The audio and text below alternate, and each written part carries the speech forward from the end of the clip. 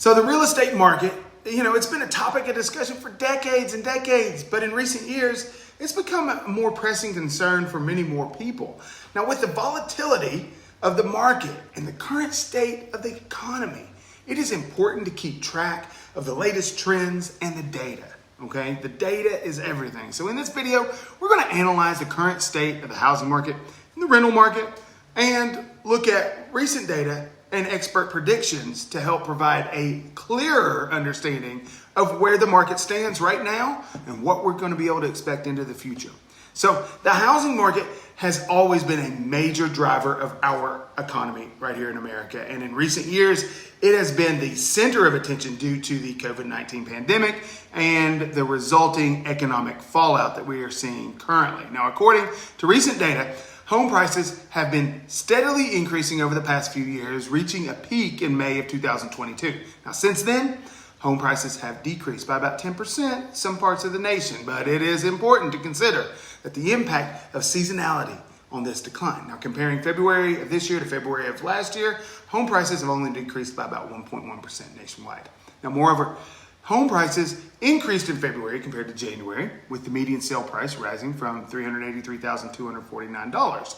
Now, mortgage interest rates are another important factor in the housing market, and the one-year chart for the 30-year fixed mortgage rate shows that rates have been drifting sideways since breaching that 7% in late 2022. Now, however, despite this stabilization, the number of homes sold each month has falling drastically by 22.1% year over year. Now, while this is an improvement from the 33% year over year decline in January, the number of homes sold is still significantly lower compared to previous years. Now, at the end of the day, home prices, they're going to fluctuate because of supply and demand. Now, demand has fallen due to higher interest rates, but home prices are not necessarily going to crash unless there is more selling pressure than buying pressure.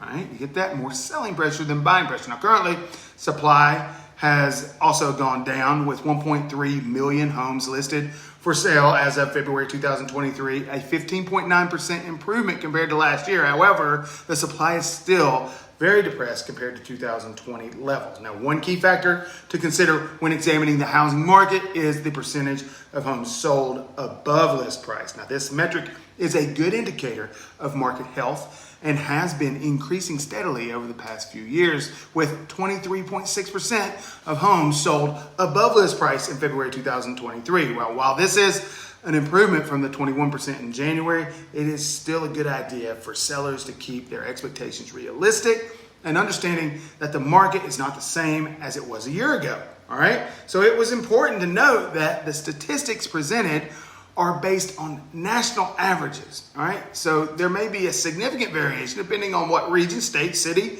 or even neighborhood you live in. So while some areas have experienced significant drops in home prices, other areas have seen prices rise significantly. So looking ahead, there are several predictions for the future of the housing market. Okay, Yale economist Robert Shiller expects that home prices might get a little cheaper in another 6 months due to an expected weakening of the economy and an increase in unemployment.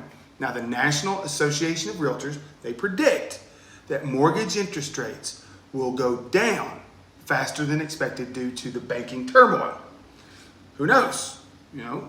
Jerome Powell, he raised the rate. All right, so I don't know. March 22nd, raised the rate.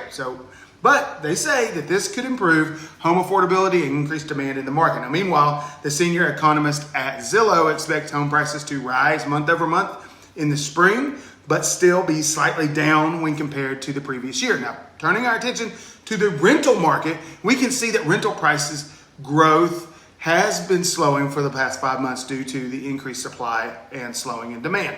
Median rents in the U.S. have spiked over the past few years, but from January to February 2023, they have started to go back down. Now, my name is Rock Daniels. I am the Bluegrass